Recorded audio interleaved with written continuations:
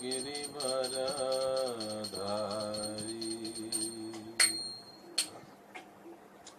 जय राधा माधव कुंज विहारी गोपीजन वल्लभ गिरिवरधारी यशोदानंदना व्रज जन रंजना यशोदा नंदना व्रज जन रंजना यमुना तीरवनचारी यमुना तीरवनचारी जय राधा माधव कुंज बिहारी गोपीजन वल्लभ गिरिवरधारी जय राधा माधव कुंज बिहारी गोपीजन वल्लभ गिरिवरधारी यशोदानंदन व्रज जन रंजना यशोदानंदन व्रज जन रंजना यमुना तीरवनचारी यमुना तीरवनचारी हरे कृष्णा कृष्ण कृष्ण हरे हरे हरे राम राम राम हरे हरे हरे कृष्णा कृष्ण कृष्ण हरे हरे हरे राम राम हरे हरे हरे कृष्णा कृष्ण कृष्ण हरे हरे हरे राम राम हरे हरे हरे कृष्णा कृष्ण कृष्ण हरे हरे हरे राम राम हरे हरे जय राधा कुंज बिहारी राधा कुंज बिहारी राधे जय राधा कुंज बिहारी राधा कुंज बिहारी राधे जय गौरनिताय गौरनिताय गौरनिताय जय गौरनिताय जय जय प्रभुपाद प्रभुपाद प्रभुपाद जय शिल प्रभुपाद जय जय गुरुदेव गुरुदेव गुरुदेव जय शिल गुरुदेव बोलो खरी पावन से हरिनाम संकीर्तन की जय श्री श्री राधा कुंज बिहारी भगवान की जय श्री निताय गौर सुंदर भगवान की जय जगत गुरु श्रील प्रभुपाद की जय। ओम अज्ञानतिमिरन्धस्य ज्ञानाञ्जनशलाकया चक्षुरुन्मिलितं येन तस्मै श्रीगुरवे नमः। श्रीचैतन्यमनोभीष्टं स्थापितं येन भूतले स्वयं रूप कदा मह्यं ददाति स्वपदान्तिकं वन्देऽहं श्रीगुरौ श्रीयुतापदकमलं श्रीगुरुन् वैष्णवांश्च श्रीरूपं साग्रजातं सहगना रघुनाथान्वितं तं सजीवं साद्वैतं सावधूतं परिजनसहितं कृष्णचैतन्यदेवं श्रीराधा कृष्णपादां सहगना ललिता श्रीविशाखान्वितां च नमो ओं विष्णुपादाय कृष्णपृष्ठाय भूतले श्रीमते भक्तिवेदान्त स्वामिन् इति नामिने नमस्ते सारस्वते देवे गौरवाणी प्रचारिणे निर्विशेष शून्यवादी पाश्चात्य देशतारिणे नमो महावदन्याय कृष्ण प्रेम प्रदायते कृष्णाय कृष्ण चैतन्य नामिने गौरतुषे नमः। हे कृष्णा करुणा सिंधो दीनबंधो जगत्पते गोपेश गोपिका कांत राधा कांत नमस्तुते तप्त कांचन गौरांगी राधे वृंदावनेश्वरी ऋषभानुसुते देवी प्रणमामि हरिप्रिय वाञ्छाकल्पतरुभ्यश्च कृपा सिन्धुभ्येव च पतितानां पावनेभ्यो वैष्णवेभ्यो नमो नमः। जय श्री कृष्ण चैतन्य प्रभु नित्यानंद श्री अद्वैत गदाधर श्रीवासादि गौर भक्तवृंद हरे कृष्णा कृष्ण कृष्ण हरे हरे हरे राम राम राम हरे हरे। मूकं करोति वाचालं पङ्गुं लङ्घयते गिरिं यत्कृपातमहं वन्दे श्रीगुरुदीनकारिणीं। हरे कृष्णा। तो आज के श्रील प्रभुपाद कथामृत लीलामृत के 11वें दिन में आप सभी भक्तों का हार्दिक स्वागत है। पिछले 2 दिन हम कथा नहीं ले पाए, इसके लिए मैं खेद प्रकट करता हूँ।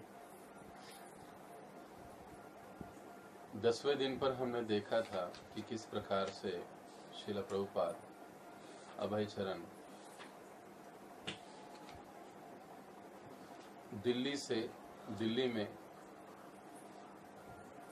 अपनी बैक टू गॉड हेड पत्रिका के लिए, भगवत दर्शन पत्रिका के लिए कड़ा संघर्ष करते रहे। किस प्रकार से उन्होंने एक सुरेंद्र जैन नाम के प्रिंटर को ढूंढा और फिर उनके द्वारा वो छपाई कराते रहे। लीग ऑफ डिवोटीज को पुनः प्रारंभ करने के हेतु प्रयास करते रहे। बगैर खाए पिए किसी निवास की व्यवस्था के पूरा 2-4 महीने तक प्रभुपाद जी दिल्ली में घूमते रहे, प्रचार करते रहे। हम सोच सकते हैं कि जहां पर रहने की व्यवस्था नहीं, वहां पर प्रसाद की व्यवस्था कैसी हो सकती है। कई जगह पर हमारे वर्तमान आचार्यगण कभी कभी बताते कि प्रभुपाद जी केवल दिन में 1 बार प्रसाद लेते, क्योंकि दूसरी बार फिर कहाँ मिलेगा, नहीं मिलेगा, रहने का स्थान कहाँ होगा, कैसे होगा, कुछ पता नहीं था। लेकिन फिर भी प्रभुपाद जी ने अपना जो सेवा कार्य है, जो प्रचार कार्य है, जारी रखा। लेकिन अंत में जब कुछ भी निष्पन्न होते हुए नहीं दिखाई दिया प्रभुपाद जी को, तो फिर वे वहां से पुनः वृंदावन की ओर लौटे, जो कि झांसी में भी केशव महाराज जी ने अभय चरण को कहा था कि अगर यहाँ पे कुछ नहीं बन रहा है तो आप सीधे वृंदावन मेरे मठ में आ जाइए, वहाँ आप हमारे साथ रह सकते हो और अपना कार्य कर सकते हो। तो प्रभुपाद जी को ये बात याद आ गई, क्योंकि अंत में प्रभुपाद लीलामृत का वितरण करते करते, क्षमा करें, बैक टू गॉड हेड का वितरण करते करते एक समय प्रभुपाद जी मूर्छित हो गए, क्योंकि काफी धूप का समय था। और उसके पश्चात प्रभुपाद जी ने वृंदावन जाना ठीक समझा और प्रभुपाद जी वृंदावन चले गए। अब जब वृंदावन को आए, तब अब ये जो अध्याय है प्रकरण 9, वृंदावन का एक निवासी, यानी श्रील प्रभुपाद जी वृंदावन में भी कैसे रहे, कैसे प्रभुपाद जी ने वृंदावन में रहते हुए भी अपनी बैक टू गॉड हेड पत्रिका का प्रचार करना छोड़ा नहीं, और किस प्रकार से वो वृंदावन में रहे, कैसी साधना की, इसका वर्णन इस अध्याय में हमें मिलता है। वृंदावन का भी बड़ा ही मनमोहक मधुर वर्णन इस अध्याय में हमें मिलता है। साथ ही साथ इस अध्याय में हम ये भी देखते हैं कि वृंदावन का जो जीवन मान है, लोगों का दिनचर्या है, वो कितना आध्यात्मिक और कितना कृष्ण पर निर्भर या कितना कृष्ण भावना युक्त है, उसका दर्शन भी हमें इस अध्याय में मिलता है।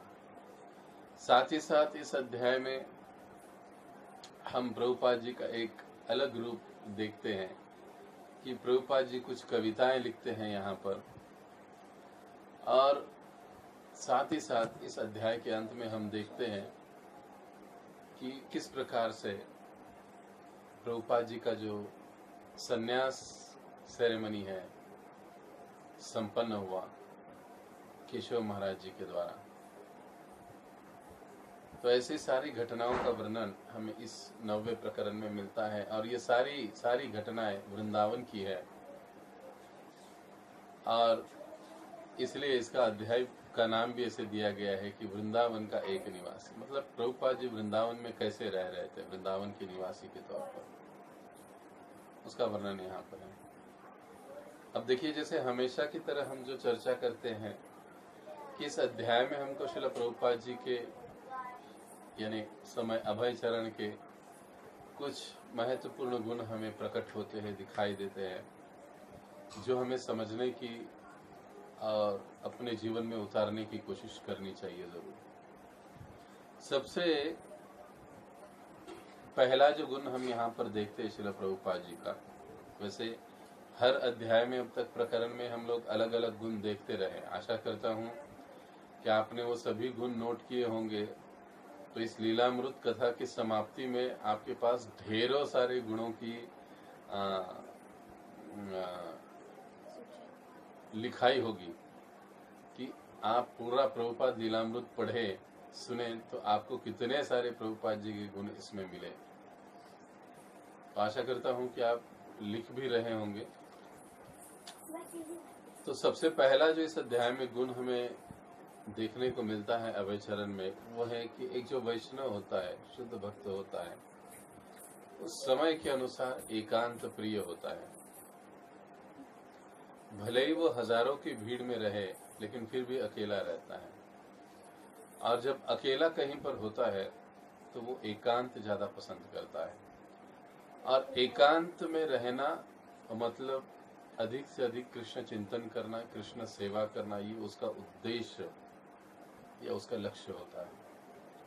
इस अध्याय में हम देखते हैं कि इसी प्रकार से प्रभुपाद जी वृंदावन में आए और उनको कुछ एकांत मिला, और उस एकांत का उन्होंने कितने सुंदर तरीके से उपयोग किया, वो हमको देखने के लिए मिलता है।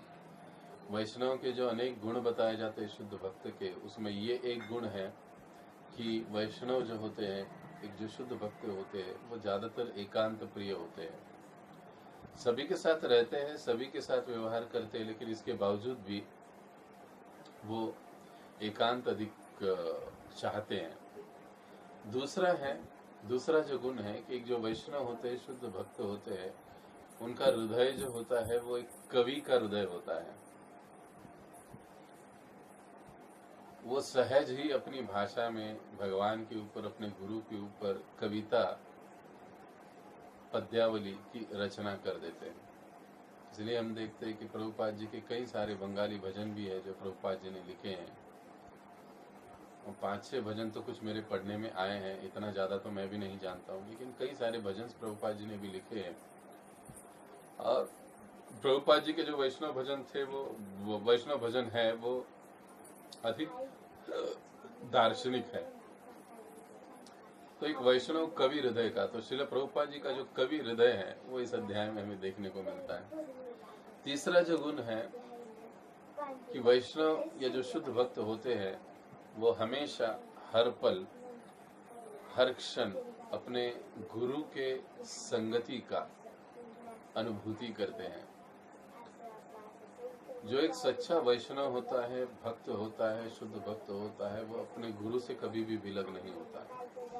हर क्षण, हर समय वो अपने गुरु की संगति का एहसास करता है। इसलिए प्राय प्रभुपाद जी ऐसे कहते हैं कि इतने साल हुए, लेकिन मुझे कभी ऐसे लगा ही नहीं कि मेरे गुरु महाराज मुझसे दूर है। वो सदैव मेरे पास रहते हैं और मुझे मार्गदर्शन करते रहते हैं। तो इस प्रकार से एक जो वैष्णव होता है, वो हर क्षण, हर पल अपने गुरु के संगति की अनुभूति करते रहता है। ये हम इस अध्याय में देखते हैं कि किस प्रकार से श्रील प्रभुपाद जी भक्ति सिद्धांत सरस्वती ठाकुर जी का संगति की अनुभूति करते थे, और वास्तविकता में भक्ति सिद्धांत सरस्वती ठाकुर भी किस प्रकार से श्रील प्रभुपाद जी से आदान प्रदान करते थे। और चौथा गुण, अंतिम, इस अध्याय का जो हमें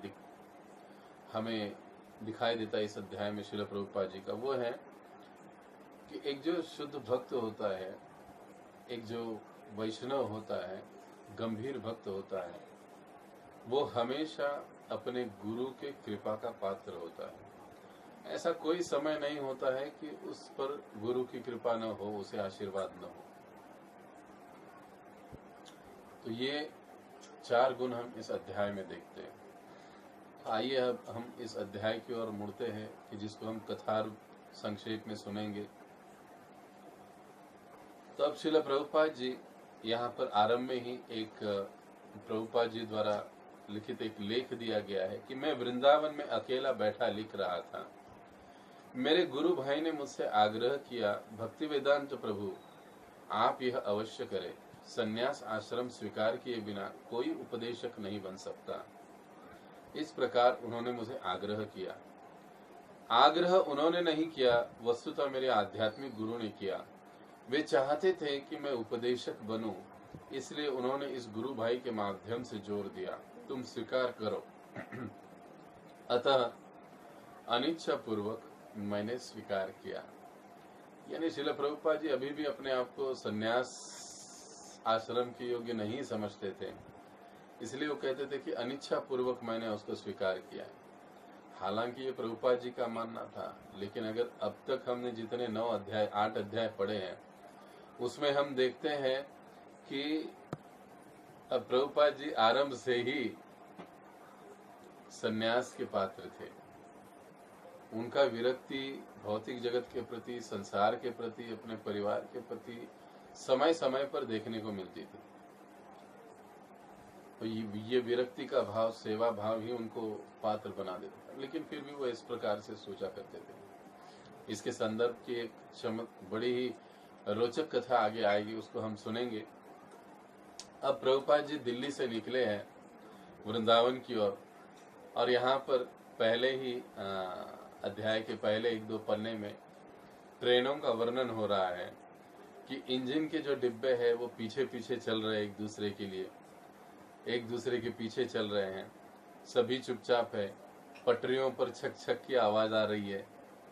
यानी अब ये यहाँ पर प्रभुपाद जी भी कई बार हमेशा अपनी डायरी लिखते हैं। यानी कई सारे भक्तों को आदत होती है कि वो अपनी डायरी लिखते हैं कि आज दिन भर मैंने क्या किया, क्या कर रहा हूँ, मैं क्या करना चाहता हूँ। जहाँ पर भी जा रहे हैं वहाँ का वो डायरी के नोट्स बनाते हैं। तो ये प्रभुपाद जी एक प्रकार से लिखते हैं कि धीमी लय में गाड़ी स्टेशन से बाहर हुई, माल, गोदामों, झुग्गी झोपड़ियाँ पुरानी दिल्ली को छोड़ते हुए और एक बहुत बड़ी मस्जिद, लाल रंग की मस्जिद को पार करते हुए आगे बढ़ती हैं। और इस प्रकार से ये जो ट्रेन गाड़ी है वो आगे आगे चल रही है। प्रभुपाद जी वर्णन करते हैं कि कई सारे पटरियों से कामगार लोग जा रहे हैं, जिनके हाथ में धातु के बड़े बड़े टिफिन हैं, डब्बे हैं, जो अपना खाना साथ में लिए जा रहे हैं। पटरी के उस पार कई सारी झोपड़ियां प्रभुपाद जी को दिखाई दे रही है, जिसमें से बहुत धुआं निकल रहा है। हो सकता है वहां पर कुछ प्रसाद खाना बन रहा हो, और ट्रेन का भी धुआं अलग से निकल रहा है। तो आगरा की ओर जाने वाली ये गाड़ी थी, और अभय चरण को उससे मथुरा तक जाना था और बाद में तांगा लेकर उन्हें मथुरा तक पहुंचना था। तो इस प्रकार से अभय चरण ये अच्छे तरीके से जानते थे कि कौन सी ट्रेन कहाँ पर जाती है, कहाँ पर रुकती है, क्योंकि उन्होंने अपने पूरे जीवन में ट्रेन से यात्राएं बहुत सारी की थी। तो वो उस बात को अच्छी तरह से जानते हैं। मतलब 1920 से लेकर तो 1940 तक प्रभुपाद जी 20 साल तक कंटिन्यूसली ट्रेन से सफर करते रहे। अपने व्यवसाय के बारे में, लोगों से मिलने के लिए, व्यवसाय को बढ़ाने के लिए, अन्य स्थानों पर जाने के लिए प्रभुपाद जी करते रहे। उसमें बंगाल, पंजाब, हरियाणा, उत्तर प्रदेश, महाराष्ट्र, आंध्र प्रदेश, ऐसे कई प्रदेशों में प्रभुपाद जी यात्रा कर चुके थे ट्रेन के माध्यम से। और वे कई बार वृंदावन में भी आ चुके थे प्रभुपाद जी। तो railway time table Prabhupada ji को पता था, और जब रेलवे का टाइम टेबल प्रभुपाद जी देख रहे थे, तो टाइम टेबल देखते हुए प्रभुपाद जी को अपने बचपन की याद आ गई। अक्सर प्रभुपाद जी बचपन में रेलवे का टाइम टेबल देखा करते थे, समय सारिणी, और देखकर उस समय प्रभुपाद जी का जो पहला ध्येय था कि जैसे ही मुझे पैसा मिलेगा मैं वृंदावन को जाऊंगा। बचपन से उनकी काफी इच्छा थी वृंदावन का दर्शन करने की, वे यात्रा करना चाहते थे, लेकिन बचपन में संभव नहीं हुआ। लेकिन 1925 में पहली बार उन्होंने वृंदावन की यात्रा की थी, जो बहुत ही संक्षिप्त थी। हम 5वें-6वें प्रकरण में इसको सुन चुके हैं कि जब प्रभुपाद जी आगरा आए थे अपने व्यवसाय के सिलसिले में, तब आगरा से काफ़ी नज़दीक वृंदावन था, तो तुरंत उन्होंने टिकट काटा और वो ट्रेन से यात्रा करते हुए वृंदावन पहुंचे, बस से यात्रा करते हुए वृंदावन पहुंचे। कुछ समय के लिए, मतलब एक दिन के लिए वहां पर रुके। ये वो समय समय था जब वो व्यवसाय के लिए आए थे, दर्शन किया और फिर वहां से निकल गए। लेकिन दूसरी बार जब अभय आए थे, ये वो समय था 1932 में। उनके गुरु महाराज भक्ति सिद्धांत सरस्वती ठाकुर वृंदावन की परिक्रमा कर रहे थे अपने हजारों शिष्यों के साथ। तभी अभय चरण भी वहां पर आए और कोसी में पहली बार वहां पर अपने गुरु महाराज जी का दर्शन किए, मिले और उन्हें प्रचार का विस्तृत आदेश प्राप्त हुआ, पुस्तकों की छपाई का विस्तृत आदेश प्राप्त हुआ। तो सारी ये घटनाएं उनकी आंखों के सामने वृंदावन जाते जाते आ रही थी। और बाद में फिर 32 के बाद 35 में अपने गुरु महाराज जी के साथ, क्षमा करें, 32 में वो वहां पर आए और अब वो इस प्रकार से पुनः वृंदावन की यात्रा के लिए आए हैं। अपना जप करते हुए एक स्थान पर अभय चरण बैठे हैं, खिड़की के बाजू में। कई स्थानों पर वर्णन आता है कि प्रभुपाद जी को खिड़की के नजदीक की सीट काफी पसंद रहती थी, तो वहां पर जाकर हमेशा बैठा करते थे। और कई बार ट्रेन में वो केवल बैठते नहीं या जपते नहीं, बल्कि वो अपना लेखन कार्य करते रहते हैं जैसे तैसे। अब ट्रेन इतना हिलता है, गर्दी है, लेकिन इसके बावजूद भी वो अपना कार्य करते रहे। और अब इस समय प्रभुपाद जी माला जप कर रहे हैं और खिड़की से बाहर देख रहे हैं। और ऐसे देखते हुए उन्होंने पाया कि रेलगाड़ी अब फरीदाबाद पहुंच चुकी है। कई स्थानों पर उनको खेत दिखाई दे रहे, कहीं गेहूं है, कहीं ज्वार है और कहीं दालें हैं, कहीं गन्ने का खेत है। मीलों मीलों तक ये खेत फैले हुए उनको दिखाई दिया और समझ गए कि अभी दिल्ली काफी पीछे छूटा है, अब हम वृंदावन के क्षेत्र में प्रवेश कर रहे हैं। कभी कभी खिड़की से बाहर देखते हुए अभय चरण को बड़ा सुंदर कृष्ण का मंदिर दिखाई देता, कुछ पेड़ दिखाई देते। इस प्रकार से सारा अवलोकन करते हुए अभय चरण जो है आगे बढ़ रहे थे। हालांकि अभय की बहुत समय से इच्छा थी कि वृंदावन में रहे कुछ समय के लिए, लेकिन प्रचार करने की जो उनकी तीव्र इच्छा है और उनके जो कार्य है, उसके कारण ये संभव नहीं हो पाया। लेकिन वे ये सोच रहे थे कि अब बैक टू गॉड हेड के लिए लेख लिखना, अन्य ग्रंथों का अनुवाद करना, इसके लिए वृंदावन में मुझे काफी समय और एकांत मिलेगा। अब इसी ट्रेन जब पहुंची तो वहां से टांगा लेकर अभय चरण को सीधे जाना था क्षमा कीजिए, यहाँ पर सीधे जाना था अभय चरण जी को वंशी गोपाल जी का मंदिर जो केशी घाट पर है, उस स्थान पर जाना था। और ये ऐसा स्थान था, प्रभुपाद जी वर्णन करते हैं कि जिसके छत पर जाने से, ऊपर जाने से सारा वृंदावन दिखाई देता था। 1953 में जब वो झांसी से यहाँ पर आए थे, तभी से उन्होंने यहाँ के जो मंदिर है, वंशी गोपाल जी का जो मंदिर है, यहाँ के जो प्रबंधक थे, उनसे उन्होंने अपने संबंध बनाए रखे थे। देखिए, मतलब प्रभुपाद जी जिससे भी मिलते, उनसे संबंध हमेशा बनाए रखते, उनसे पत्राचार करते, उनसे क्षेम कुशल पूछते। तो इससे जो उनके रिलेशनशिप जो होता था, जो उनका आपसी प्रेम संबंध होता था, वो बना रहता था। और इसी बलबूते पर हम देखते हैं कि दिल्ली में प्रभुपाद जी को कई सारे लोगों ने रहने की व्यवस्था दी, प्रसाद की व्यवस्था दी, जैसे तैसे, और कई सारे उनके जो कार्य हैं थोड़े बहुत आसान होते गए। तो वृंदावन में जब पहुंचे, तब अपने गुरु का, अपने पूर्ववर्ती आचार्यों का स्मरण, अनुसरण अभय चरण कर रहे थे। और अभय चरण अब सोच रहे थे कि इस मंदिर में, वंशी गोपाल जी के मंदिर में जाना है और जाकर यहाँ पर रुकना है। हालांकि वंशी गोपाल जी का ये जो मंदिर है, ये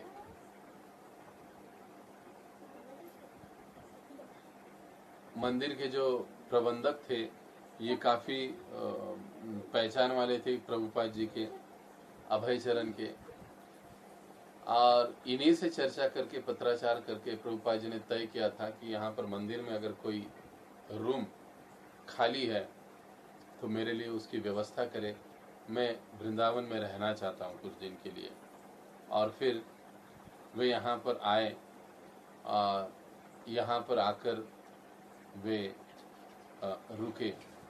उस समय ये जो वंशी गोपाल जी का मंदिर था वो 3 मंजिला मंदिर था, और जहाँ पर अल्टर वेदी थी वहाँ से एक बहुत बड़ा गुंबद ऊपर तक हो जाता था। वहाँ पर ऊपर कोई चल नहीं पाता था। ऊपर छत पर एक कोने में एक अकेला कक्ष रूम था जो प्रभुपाद जी के लिए निर्धारित किया गया था। और अब जब प्रभुपाद जी यहाँ पर आए, अभय यहाँ पर आए, उन्होंने रूम को देखा तो सारी चीजें व्यवस्थित थी। मतलब वर्णन आता है कि कपड़े सुखाने के लिए रस्सियां थी, 2 बकेट्स वहाँ पर रखी हुई थी, मिट्टी के दिए वहाँ पर रखे हुए थे, और पानी के लिए घड़ा वहाँ पर रखा हुआ था, और कुछ बिछोना। प्रभुपाद जी के पास तो अधिकतर ज्यादा कुछ सामान होता नहीं था। यहाँ पर उन्हें खुद बनाना था, खुद खाना था, और 5 रुपए किराए पर यहाँ का रूम निर्धारित हो गया। प्रभुपाद जी ने और जो वहाँ के प्रबंधक थे उनके साथ कुछ एग्रीमेंट हुआ, कागज पर्ची की बातें हुई, और दोनों के हस्ताक्षर हो गए, और प्रभुपाद जी वहां पर रुक गए। अब यहाँ पर वर्णन आता है, प्रभुपाद जी के पास एक मिट्टी के तेल का स्टोव था, और 3 डिब्बों वाला एक कुकर था। उस समय इतना ही प्रभुपाद जी के पास था। पानी के लिए, कुछ पीने के लिए, और प्रसाद के लिए एक प्लेट, एक लोटा, ऐसा प्रभुपाद जी के पास होता था। 2 जोड़ी कपड़ा, और उनका लिखा हुआ कोई हस्तलिखित सामग्री। इतने सामान के साथ ही प्रभुपाद जी रहा करते थे, चला करते थे यहाँ पर आए। तब जब नियमित रूप से अभय चरण यहाँ पर रुके, रात में जब आए शाम के समय, तो प्रसाद दे लिया और ऊपर अपने कक्ष में चले गए। ऊपर से सारे वृंदावन को निहार रहे थे। यहाँ का वर्णन आता है कि इस कक्ष के खिड़की के पास यदि खड़े रहे तो एकदम संत रूप से बहती हुई यमुना मैया दिखाई देती। प्रभुपाद जी कई समय तक यमुना मैया को निहारते रहते और कृष्ण लीला का स्मरण करते रहते। लेकिन एकाएक उन्हें अपने पुनः बैक टू गॉड हेड की याद आ गई, और वो पुनः वापस आ गए और अपने लेख लिखने में मग्न हो गए। तो प्रभुपाद जी कई बार देखते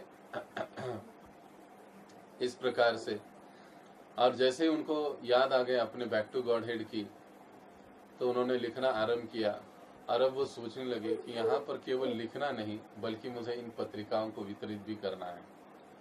तो प्रभुपाद जी कई सारे मंदिरों में दिन में जाते और मंदिरों के प्रबंधकों से मिलते, उन्हें आग्रह करते कि कृपा करके आप इस पत्रिका को लीजिए।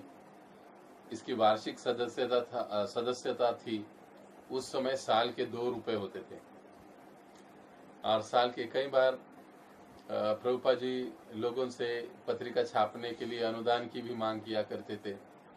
तो कुछ लोग देते, कुछ लोग नहीं, लेकिन कुछ लोग बड़े ही मुश्किल से 2 रुपए वाली ये जो योजना थी, साल भर का यहाँ पर मिल जाता था बैक टू गॉड हेड, उसके सदस्य बन जाते, और ऐसे पत्रिका बेचकर प्रभुपाद जी अपना काम चला रहे थे। अब 5 रुपए महीने का भाड़ा भी देना है, खुद का प्रसाद का भी खर्चा है, लेकिन प्रभुपाद जी अपना स्वयं का जो खर्चा है बहुत कम से कम रखते हैं। यहाँ पर इस अध्याय में हम देखते हैं कि किस प्रकार से प्रभुपाद जी वृंदावन में रहते हुए भी अलग अलग मंदिरों से भेंट करते, उन्हें बैक टू गॉड हेड की पत्रिका दिखाते, अपने सदस्य बनाते, फिर अलग अलग दुकानों में जाते, उनसे कहते, कई लोग उनको अनुदान दे देते छापने के लिए या उसके सदस्य बन जाते। इस प्रकार से प्रभुपाद जी का सेवा यहाँ पर भी जारी रहा। अब ये जो वंशी गोपाल मंदिर के जो महंत थे, इनको बड़ा आश्चर्य लगता कि अरे ये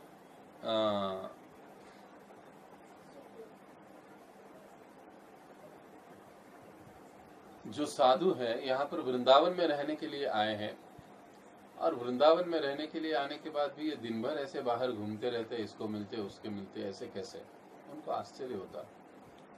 लेकिन प्रभुपाद जी अपने मिशन के प्रति एकदम दृढ़ थे। और ऐसे ही एक समय वो राधा रमन मंदिर के जो प्रबंधक थे, पुजारी, उनसे मिलने के लिए चले गए। वे जानते थे कि राधा रमन मंदिर के जो पुजारी उस समय जो थे, वे संस्कृत के काफी विद्वान थे, और केवल संस्कृत के विद्वान नहीं बल्कि वो जाने माने वकील थे।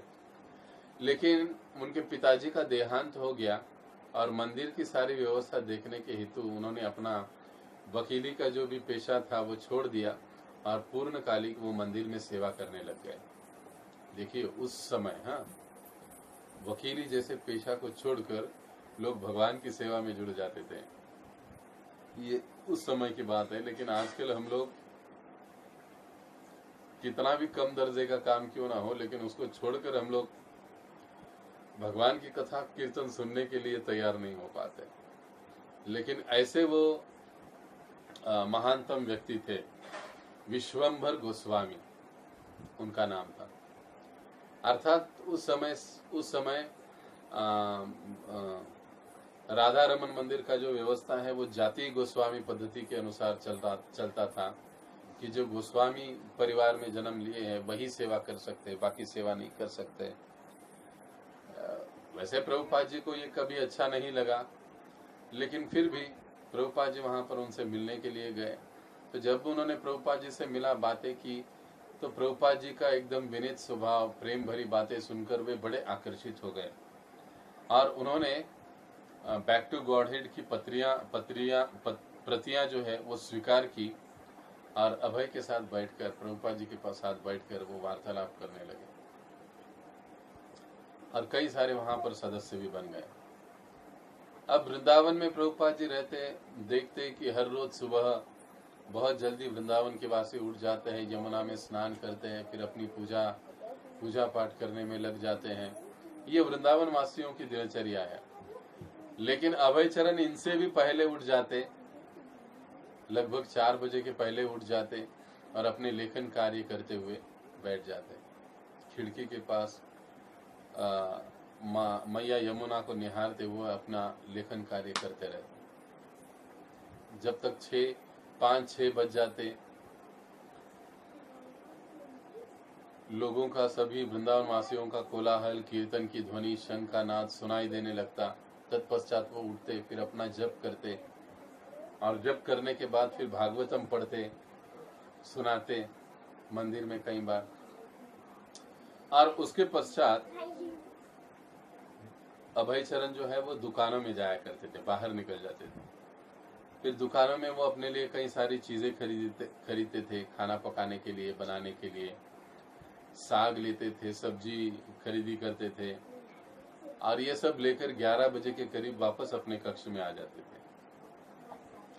जैसे हमने कहा कि मिट्टी का तेल का एक स्टोव, 3 खानों वाला कुकर, 1 प्लेट और 1 लोटा। उस कुकर में एक साथ ही समय बचाने के लिए, देखिए एक जो भक्त है वो अपने समय का उपयोग कितनी दक्षता के साथ करता है। समय बचाने के लिए अगर आलू और भात करते थे प्रभुपाद जी कभी कभी, तो आलू और भात एक साथ ही उबाल देते थे, एक ही कुकर में, एक ही बार हो जाता था। और उसमें कुछ सब्जी भी पका लेते थे, तो एक ही बार में 1-2 सीटियों में ही सब कुछ हो जाता था। कभी कभी प्रभुपाद जी चपाती भी बनाते। दिन भर में प्रभुपाद जी केवल एक बार दोपहर में भोजन कर लेते और शाम को 1 प्याला दूध ले लेते।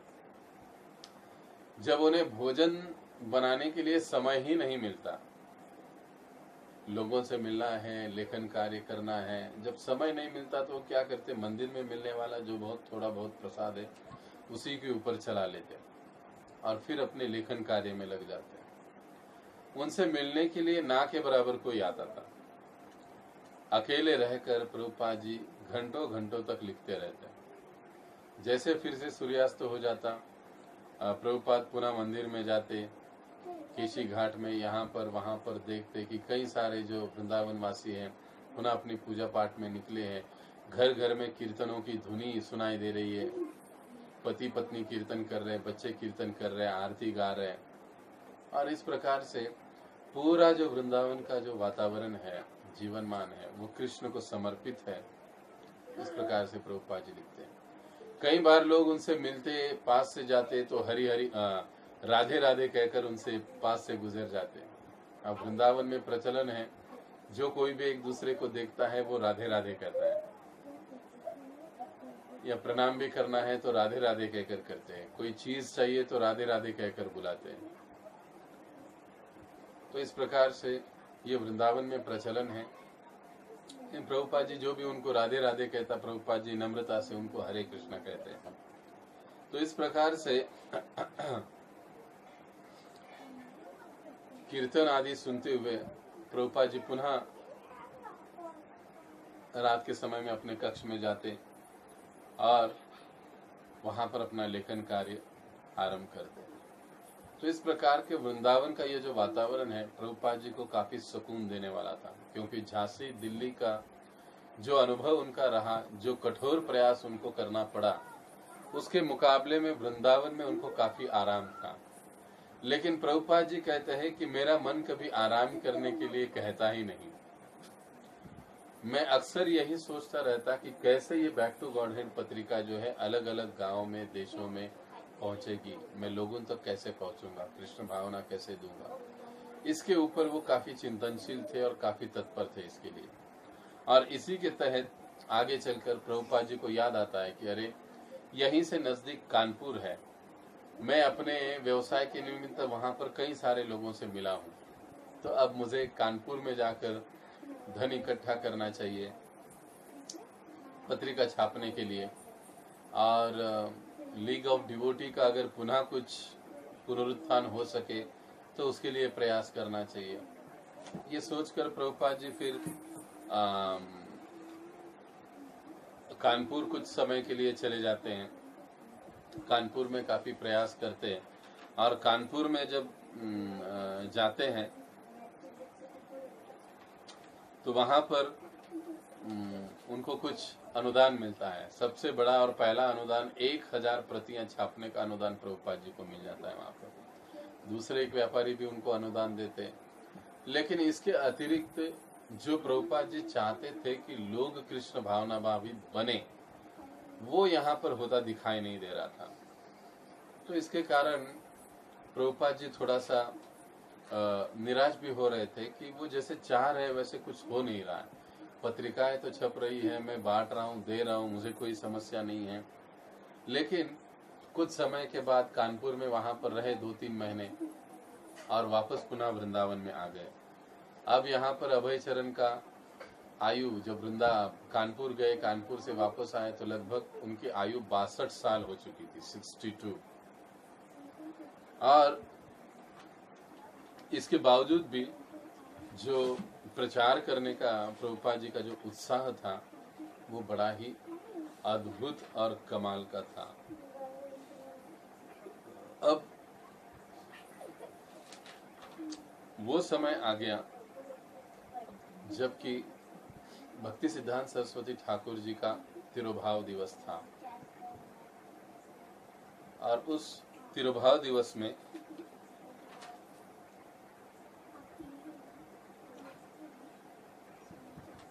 प्रभुपाद जी बड़े ही गहराई से सोचने लगे कि मेरे गुरु महाराज जी ने मुझे आदेश तो दिया है कि मैं अंग्रेजी में प्रचार करूं, पाश्चात्य देशों में प्रचार करूं, लेकिन ये कैसे संभव होगा, क्या मैं ये कर पाऊंगा?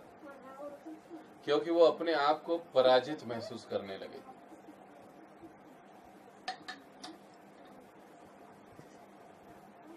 क्योंकि इतने समय से वो प्रयास कर रहे थे, अभी तक कुछ ठोस हाथ में नहीं आ रहा था। तो इस व्यास पूजा के अवसर पर वर्णन आता है कि प्रभुपाद जी बड़े ही गहराई से, कठोरता से अपना अवलोकन करते हैं। जो पुस्तकें छापने का, लेखन का आदेश मेरे गुरु ने मुझे दिया है, क्या मैं उसको सफल कर पाऊंगा? क्या कभी ऐसे होगा कि बैक टू गॉड हेड में पाश्चात्य देशों में भी भेज सकूंगा? और ये सोचते सोचते ही उस समय अभय चरण ने एक बंगाली कविता लिखी, वृंदावन भजन इस नाम से, और इसमें उन्होंने वृंदावन का वर्णन भी किया और साथ ही साथ अपने आप को बड़े ही विनीत भाव में रखकर वो अपने कार्यकलापों के बारे में अवलोकन भी करते रहे। अब यहाँ पर पेज नंबर 237, यहाँ पर सारा ये हिंदी में अनुवाद दिया हुआ है। समय के अभाव में हम तो उसको पढ़ नहीं पाएंगे, लेकिन इस पहले भाग के अंत की जो कविता है प्रभुपाद जी ने लिखी हुई, जो बड़ी जगत प्रसिद्ध कविता है मार्किने भागवत धर्म, उसका बड़े ही विस्तार से वर्णन हम सुनेंगे। अब बाकी कुछ कविताएं बीच में आएंगी, उस पर हम ज्यादा भाष्य नहीं कर पाएंगे, लेकिन अंतिम वाली कविता हम लोग, ये जो इस अध्याय, इस खंड के अंत में जो कविता है, उस पर हम लोग विस्तार से चर्चा करेंगे। तो इस समय प्रभुपाद जी अपने गुरु महाराज जी के आदेशों का गंभीरता से अवलोकन करते हैं, कविता लिखते हैं और अब सोचते हैं कि मुझे और जोरदार रूप से प्रयास करना चाहिए। हो सकता है यहाँ पर भारत में कुछ नहीं हो पा रहा है, मुझे अब पाश्चात्य देशों में अन्य स्थानों पर जाकर प्रचार करना चाहिए। इस बीच वृंदावन को छोड़कर प्रभुपाद जी बंबई भी जा चुके थे 5-6 महीने के लिए, क्योंकि प्रभुपाद जी के जो पहले शिष्य थे प्रभाकर, आचार्य प्रभाकर, वे बंबई पहुंच चुके थे और बंबई का जो राज्यपाल का भवन होता है और वहाँ के जो स्कूल होते हैं वो वहाँ के प्राध्यापक थे। तो वहाँ पर जब वो वहाँ पर गए तो उस समय राज्यपाल से उनकी काफी अच्छी मैत्री हो चुकी थी।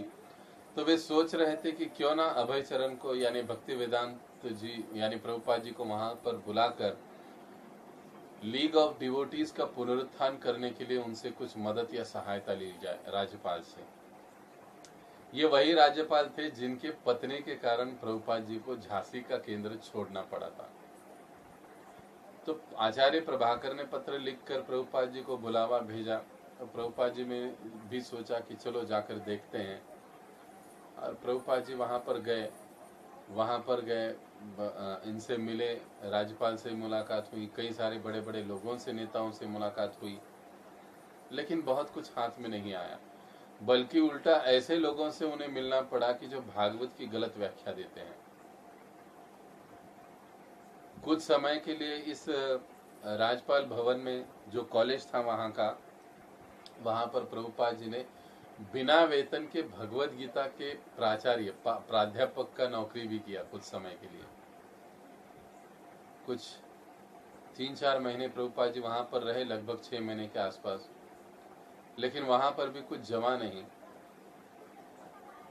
लेकिन उस समय उनको सुमति मुरारजी देसाई का पता चल गया था, जो शिपिंग कंपनी की मालकिन थी और काफी धार्मिक थी, और उनसे मदद मांगने की उनकी इच्छा बन गई। लेकिन उसको अधूरा छोड़ते हुए प्रभुपाद जी पुनः वृंदावन आ गए, और वृंदावन आने के बाद पुनः अपने लेखन कार्य में लग गए, क्योंकि वहां पर कुछ ज्यादा हासिल हुआ नहीं बंबई में आने के बाद भी, तो पुनः वहां पर आ गए।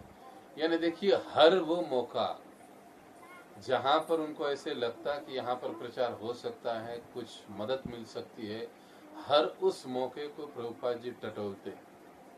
हर उस मौके को प्रभुपाद जी पकड़ने की कोशिश करते, वहां पर प्रयास करते और आगे बढ़ जाते। जब ऐसे लगता कि अब यहाँ पर कुछ नहीं हो रहा है तो पुनः अपने स्थान वृंदावन में आ जाते। लेकिन अब यहाँ पर वृंदावन में आने के बाद एक अद्भुत घटना घटी। एक दिन रात में उनको स्वप्न आया। उनके स्वप्न में उनके गुरु महाराज उनके समक्ष खड़े थे, गिरवे वस्त्र पहने हुए, डंडा हाथ में लिए, संन्यास त्रिदंड हाथ में लिए हुए, और वो अभय चरण को इशारा कर रहे, बुला रहे हैं कि आओ और अभी तुम संन्यास ग्रहण कर लो, क्योंकि तुम्हें उपदेशक बनना है तो तुम्हें संन्यास ग्रहण करना पड़ेगा। प्रभुपाद जी को ये सपना दूसरी तीसरी बार आया था। इस प्रकार से उनको बड़ा आश्चर्य हुआ। वे सोचने लगे कि गुरु महाराज की तीव्र इच्छा है कि मैं उपदेशक बनूं, इसीलिए मुझे वो सन्यास दिलवाना चाहते हैं।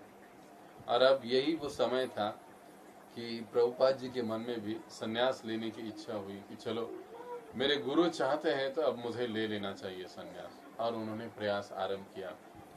और प्रयास आरंभ करने के बाद पहला उन्होंने चैतन्य मठ से संपर्क किया, जहाँ के जो प्रबंधक थे कुंज बिहारी, जो अभी कुछ भक्ति तीर्थ बने हुए थे महाराज, उनसे संपर्क किया। लेकिन उनसे इतना कुछ उन्हें उत्साहवर्धक प्रतिसाद नहीं मिला। कई सारा पत्राचार हुआ। प्रभुपाद जी कुछ मदद भी चाहते थे लेखन के संबंध में, प्रकाशन के संबंध में, लेकिन कुछ वहां से हो नहीं पाया और सन्यास के बारे में भी कुछ बात नहीं हो पाई। फिर यकायक उन्हें पुनः केशव महाराज जी की याद आ गई और उन्होंने अपनी मंशा उनके समक्ष प्रकट की। और केशव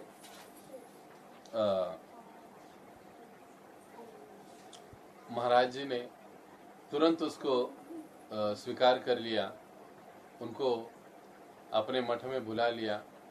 प्रभुपाद जी वहां पर मठ में गए। 17 सितंबर 1959 17 सितंबर 1959 ये प्रभुपाद जी का संन्यास दिवस रहा। वहां पर केशव जी का जो केशव जी मठ है, दूसरे मंजिल पर वर्णन आता है 50 फुट लंबे और 25 फुट चौड़े कमरे में राधा कृष्ण और भगवान श्री चैतन्य महाप्रभु के विग्रह के सामने भक्तों का एक दल बैठा हुआ था। श्री विग्रहों को रंग बिरंगी वस्त्रों से, वेशभूषाओं से, मुकुटों से, गहनों से सजाया गया था। राधा रानी की दाहिनी हथेली में आराधकों के लिए वरदान की मुद्रा में आगे की ओर इस प्रकार से उनका हाथ उठा हुआ था। बाएं हाथ में वो कृष्ण के लिए एक पुष्प का गुच्छ लिए हुए खड़ी थी। और बड़ा ही सुंदर इस कमरे का वातावरण हो चला था। और कुछ सन्यास लेने वाले भक्त, एक 90 साल के अभ्यर्थी थे जिनको सन्यास लेना था, वे भी यहाँ पर बैठे थे। और किनकी कुछों की दीक्षा होने वाली थी, वे भी यहाँ पर बैठे थे। और प्रभुपाद जी उन सन्यास लेने वाले जो भक्त थे उनके पास जाकर बैठ गए। पूरे अल्टर में जगन्नाथ दास बाबा जी, भक्ति विनोद ठाकुर, गौर किशोर दास बाबा जी, भक्ति सिद्धांत सरस्वती, भक्ति प्रज्ञान केशव महाराज आदि कई सारे विग्रहों के समक्ष फोटो लगे हुए थे। पूरा अल्टर वहां पर सजा हुआ था। और उसके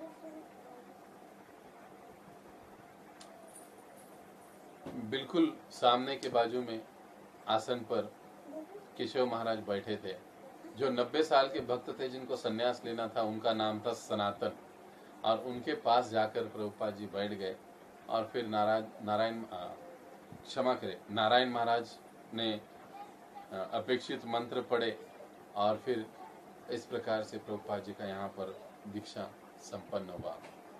और तभी से प्रभुपाद जी का नाम हुआ एसी भक्ति वेदांत स्वामी। और इस प्रकार से प्रभुपाद जी ने डंडा धारण कर लिया।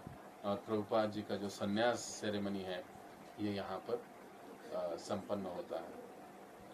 अब सन्यास लेने के पश्चात भी श्रील प्रभुपाद जी का, भक्तिवेदांत स्वामी जी का जो कार्य है वो आगे चलता रहा। अब उसके लिए वो विशेष रूप से प्रयास करने लगे।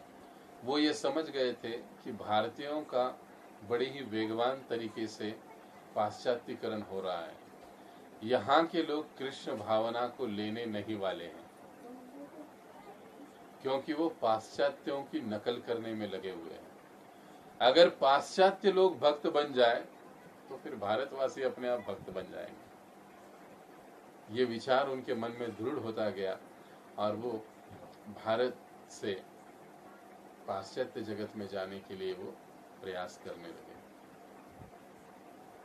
और वो सारे प्रयासों का वर्णन आने वाला जो अगला प्रकरण है, प्रकरण 10, आवश्यकता की यह महत्वपूर्ण घड़ी, यहाँ पर हमें देखने को मिलेगा। तो यहाँ पर ये जो प्रकरण 9 है वो लगभग समाप्त होता है श्रील प्रभुपाद जी के संन्यास दीक्षा के साथ। और कल हम वर्णन, जैसे हमने कहा, सुनेंगे कि किस प्रकार से प्रभुपाद जी अपनी पत्रिका को पाश्चात्य देशों में भेजने की कोशिश करते हैं। स्वयं भी पाश्चात्य देश में जाने की तैयारी के लिए वो लग रहे हैं और उसके लिए उन्हें कितना प्रयास करना पड़ा, कैसे प्रयास उन्होंने किया, आदि वर्णन हमको अगले जो 10 नंबर का अध्याय है उसमें पढ़ने को मिलेगा। तो यहाँ पर हम रुकेंगे। बहुत बहुत धन्यवाद। हरे कृष्णा। विशेष रूप से पुणे के जो भी भक्त हैं उनके लिए कहना चाहता हूँ, जन्माष्टमी नज़दीक आ रही है। सभी भक्तों को कलेक्शन और सेवा में भी भाग लेना है। जल्द ही मैं ये सोच रहा हूँ कि शनिवार को रात को हम 9 बजे के करीब एक मीटिंग आयोजित करेंगे जन्माष्टमी सेवा के संदर्भ में, जिसमें सारे इंस्ट्रक्शन दिए जाएंगे। तो आप जो भी भक्त हैं अन्य सभी भक्तों को बताइए ताकि हमारी ओर से अच्छी सेवा हो सके। तो यहाँ पर हम रुकेंगे। बहुत बहुत धन्यवाद। हरे कृष्ण। जगत गुरु श्रील प्रभुपाद की जय। अनंत कोटि वैष्णव वृंद की जय। सत्स्वरूप दास गोस्वामी महाराज की जय। निताय गौर प्रेमानंदे। हरि हरि।